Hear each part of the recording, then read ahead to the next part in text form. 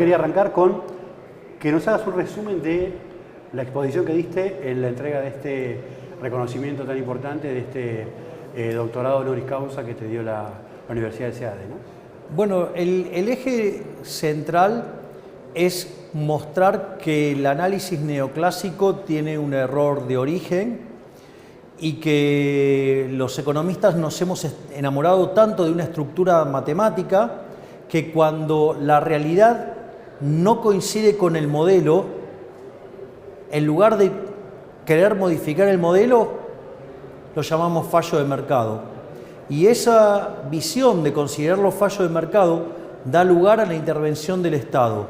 Y cada vez que aparece una intervención del Estado, aparece el fallo del Estado, donde el resultado emergente es peor al que teníamos originalmente, y eso conduce a nuevas dosis de intervención, y entonces aún economistas que son liberales terminan siendo funcionales al socialismo porque terminan validando dosis de intervención cada vez mayores en función de considerar fallo de mercado cuando en realidad el problema es un fallo del modelo. Ahora, este fallo de mercado que vos describís como uno de los principales errores que tiene la teoría, en la práctica, en la economía del día a día, ¿dónde lo podemos ver? Bueno, eso por ejemplo es muy claro en lo que tiene que ver, por ejemplo, en toda la estrategia del Foro de San Pablo. El Foro de San Pablo tiene tres formas para lograr impulsar la Unión Soviética Latinoamericana, y la segunda parte de la agenda del Foro de San Pablo tiene que ver con la intervención de las empresas, intervención hasta asfixiarlas y que entonces se terminen entregando las empresas al Estado o el Estado las pueda expropiar por muy poco dinero, y básicamente eso se logra a partir de la regulación, y la regulación está sustentada en los supuestos fallos de mercados, cuando en realidad los fallos de mercados no existen. O sea, mi concepto es que si vos crees que hay un fallo de mercado, lo primero que tenés que hacer es revisar que no esté el Estado. Y si no está el Estado, hacé de vuelta el análisis porque está mal. Es decir, los fallos de mercado no existen. El tema de la inflación desbocada y el dólar también, que no tiene freno, ¿pueden ser parte de esta lógica? Sí, es parte también de esto. Porque en el fondo, si hay algo que es bien socialista, es bien intervencionista y que es una forma de expropiarle recursos al sector privado, es justamente la política monetaria del Banco Central. Es decir, que termina generando... ¿Qué es en el fondo, digamos, la inflación? Es un impuesto no legislado. Claro. Y de hecho el control de capitales, ¿qué es? O sea, el cepo al dólar. En el fondo, ¿qué es? Es un mecanismo violento por el cual te obligan a demandar más dinero que el que tendrías normalmente, y eso aumenta que la base imponible del impuesto inflacionario, una forma de estafarte, claramente es... En los últimos días hablaste de que la economía argentina se está acercando a una crisis que puede ser hasta la peor de la historia. Explícanos un poquito más a qué te referís y qué implica eso, y sobre todo una cosa importante que quiero consultarte es ¿cuándo se puede dar eso? No, el cuándo es imposible saberlo, el tiempo es del creador, no hay forma de saber el tiempo. A pesar de que yo me hice famoso, digamos, con un modelo que hacía predicción del tiempo, pero no era en términos estrictos de predecir el tiempo, sino que tenía que ver con si te acercabas o alejabas de una crisis. Pero respecto a la situación de la economía argentina, está todo dado para la peor crisis de la historia. ¿Por qué? Porque tenemos indicadores sociales peores que en el 2001, tenemos un desequilibrio monetario que es el doble del que teníamos en la previa del Rodrigazo, y hoy la dinámica del balance del Banco Central, ponerle la relación LELIX, o sea, pasivos remunerados en términos de base monetaria, o sea, pasivos no remunerados, hoy estamos en los niveles del último trimestre de 1988, es decir, la previa de la hiperinflación. Por lo tanto, estamos conjugando la suma de todos los males, y por lo tanto, de tener cauce una crisis, evidentemente va a ser la peor de la historia. Para que te des una idea, mira, el Rodrigazo, nosotros tenemos un desequilibrio peor que el que teníamos en la previa del Rodrigazo. El Rodrigazo implicó multiplicar por 6 la tasa de inflación y por 5 la cantidad de pobres. Multiplicar por 6 la inflación te llevaría a niveles del 600% de mínima. Y multiplicar por 5 la cantidad de pobres es imposible porque estás partiendo de 40. Es decir, no te dan los números. ¿Y cómo se resuelve eso en la vida real? Ese techo del 100% y con una brutal crisis social. Por lo tanto, está todo dado para que vayamos a la peor crisis de la historia. Ahora, ¿esto es inexorable o se puede hacer algo para que eso no pase? Se puede hacer algo. Nosotros tenemos una propuesta muy concreta. Nosotros tenemos un programa de reformas estructurales de primera, segunda y tercera generación. La primera generación implica una reforma del Estado que implica una fuerte reducción del gasto público, reducción de impuestos, ¿sí? Y no solo eso, desregular y además avanzar hacia la reforma financiera y monetaria que a la postre termine con el Banco Central. ¿Crees que este plan se podría aplicar? Digamos, ¿llegamos a agosto y a octubre a las elecciones o puede haber una situación antes? Mira, la realidad es que cuando vos mirás la historia de Argentina y identificás cuál es el problema estructural de la Argentina, no tenés problemas para hacer el diagnóstico y hacia dónde tenés que ir. Lo único que cambia son las velocidades. Es decir, si vos tenés que resolver, por ejemplo, la eliminación del Banco Central en el medio de una hiperinflación es muy rápido. Si lo tenés que hacer sin una hiperinflación, demanda 2 años y medio. Ahora, esa hiperinflación está más cerca, más lejos. Cuanto más pasa el tiempo... Y mirá, es cada vez más probable. Porque fíjate, Argentina, si la inflación es siempre y en todo lugar un fenómeno monetario generado por un exceso de oferta, ya sea o porque crece la oferta o porque cae la demanda o porque pasan las dos cosas. Vos fíjate esto, tenés un problema entonces con la emisión monetaria pasada, ¿sí? Por los rezagos de la política monetaria, con lo cual los desastres hechos durante los últimos 2 años, aun cuando hoy frenes la emisión monetaria vas a seguir teniendo inflación. Tenés un problema con la emisión monetaria presente, con todo lo que es la emisión para financiar el déficit fiscal. Y tenés un problema con toda la emisión monetaria futura que tiene que ver con ¿qué? Con las LELIQs. Pensá que vos hoy tenés 2,2 veces en LELIQs lo de la base monetaria.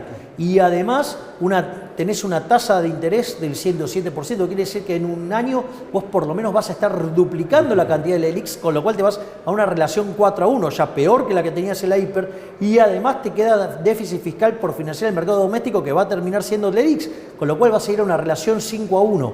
Es decir, si a vos se te llega a caer la demanda de dinero, eso va a generar una mega crisis que va a terminar en una hiper. Vinculando esto a la cuestión política, Durán Barba dijo en las últimas horas que la clase política no es consciente de que se puede volver aún que se vayan todos. ¿Vos creés que eso es posible en términos políticos? Yo creo que y una segunda consulta vinculada a esto, ¿creés que te puede afectar también a vos eso? Yo creo que están dadas todas las condiciones para que haya que se vayan todos, porque básicamente los políticos viven de espalda a la realidad. Es decir, están todo el día mirando el negocio chiquito de ellos, negociando cargos, plata, digamos, corruptela todo el tiempo y viven de espaldas a la realidad. Y en mi caso, justamente es todo lo contrario a eso.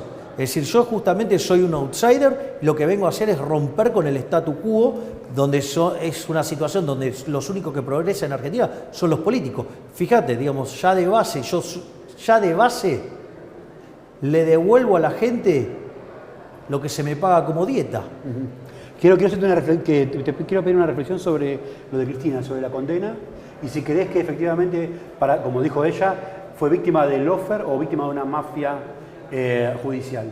A mí me parece una muy buena señal que se haya condenado a una persona aun cuando está en el poder. Eso habla muy bien del coraje de estos hombres que han llevado a cabo este juicio. Se han cargado a sus hombros la República. De hecho, fíjate que el fiscal Luciani fue hoy agredido por alguien muy cercano a Cristina Fernández de Kirchner, como Artemio López y su mujer. Por lo tanto, a mí me parece que han hecho un excelente trabajo. La democracia se sostiene justamente sobre la idea de la República y defender la República es que la justicia sea independiente. Eso me parece una excelente noticia. Después las cuestiones técnicas, o sea, cuando vos vas a la cárcel, ¿sabes qué? Todos los reos dicen que son inocentes, ¿eh? Y Cristina dice lo mismo. Digamos, o sea, el fallo está. Ahora que Cristina dijo que no va a ser candidata, ¿vos creés que esto puede agravar o puede reducir la grieta? ¿Qué reflexión te merece este anuncio que hizo Cristina? Yo creo que tiene... ¿Le crees? A ver, vamos por partes. Hay una idea de falso... O sea, en realidad es un falso renunciamiento. No es que ella renuncia porque no quiere. En realidad ella renuncia porque no quiere, porque no puede. Es decir, hoy Cristina tiene una imagen negativa del 75%. Por lo tanto, digamos, o sea, tiene un techo electoral muy bajo. Por lo tanto, si bien es la persona que más votos tiene en el frente de todos, con cualquiera que vaya a una elección, si logra pasar a la segunda vuelta, pierde. Por lo tanto, o sea, no es que renuncia por un desprendimiento, sino que renuncia porque en realidad no renuncia a nada porque no tiene nada. Tiene un montón de votos, pero no tiene votos para ganar. Y de hecho, digo, cuando se ganó el Frente de Todos la última elección, tuvo que ver con un engendro electoral que ahora lo estamos pagando, que es un desastre. Y hay una parte muy positiva, porque esto quiere decir que Cristina Fernández de Kirchner no vuelve. Entonces no se puede amenazar más con el cuco.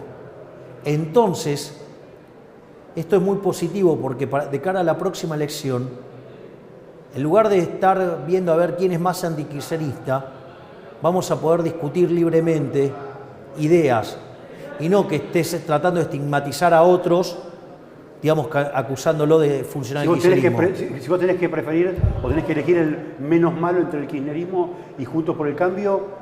No, eso es una falsa elección. ¿Con quién te gustaría ir? No, es que eso es eso es una falsa elección entre ellos dos porque en realidad son cómplices.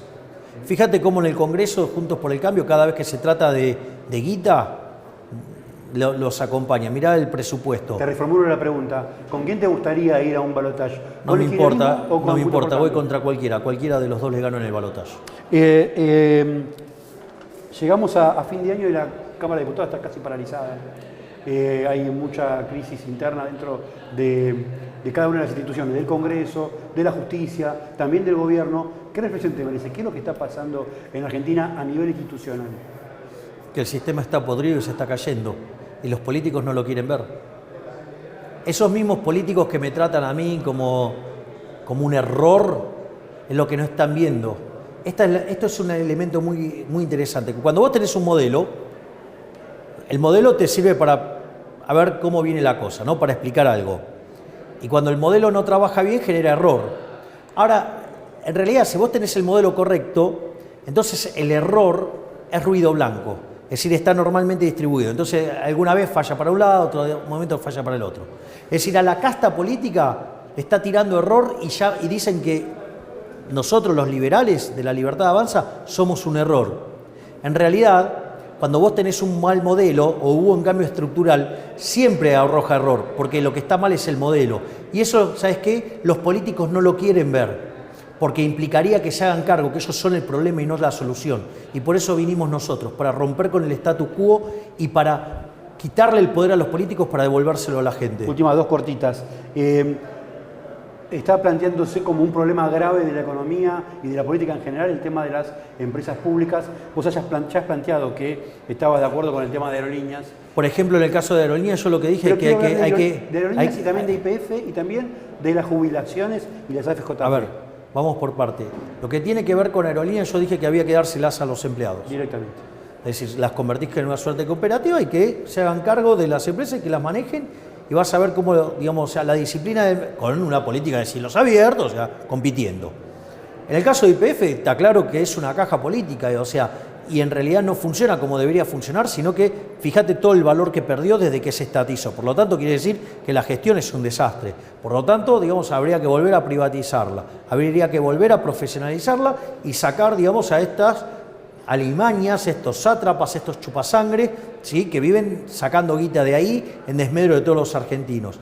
Y el caso del sistema previsional está quebrado. Ahora, el tema es que vos tenés que hacer la reforma del sistema previsional. Nosotros lo que consideramos es que la reforma del sistema previsional corresponde a las reformas de segunda generación. Es decir, vos primero tenés que hacer la reforma del Estado, bajar el gasto público, bajar los impuestos, desregular la economía, desregular el mercado laboral, abrir la economía, terminar de una vez con todas con la inflación. Eso te va a generar mucho crecimiento intensivo en trabajo, ¿sí? Durante muchísimos años, con lo cual vos vas a tener mucha más gente trabajando porque va a aumentar la PEA, vas a tener salarios reales más altos. Entonces, en esa circunstancia, vos vas a poder sanear el sistema previsional y vas a poder hacer la reforma, que es una reforma de segunda generación, sin vulnerar los derechos de los actuales jubilados. ¿Pero eso implica un eventual regreso a las AFJP? Podría ser el caso, eso, digamos, o sea, se puede someter a la consulta popular. ¿Se puede someter a una consulta popular? Sí, claro, obvio. Bien. Y porque a la postre te demostraron que cuando el Estado volvió a meterle A ver, ¿por qué fuimos al sistema de jubilación privada? Porque el Estado te había estafado las jubilaciones.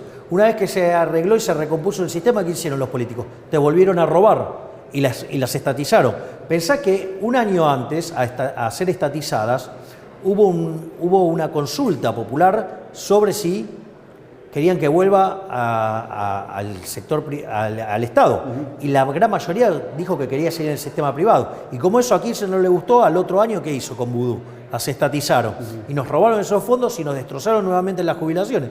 Por lo tanto, lo que hay que hacer es reconocer el problema que tiene el sistema previsional y entender que es una reforma que tiene que ver con el largo plazo. Y para hacer esa reforma, es una reforma de segunda generación, no es ahora, es una reforma previo después de haber hecho todas las que acabo de describir como reforma de primera generación y vos puedas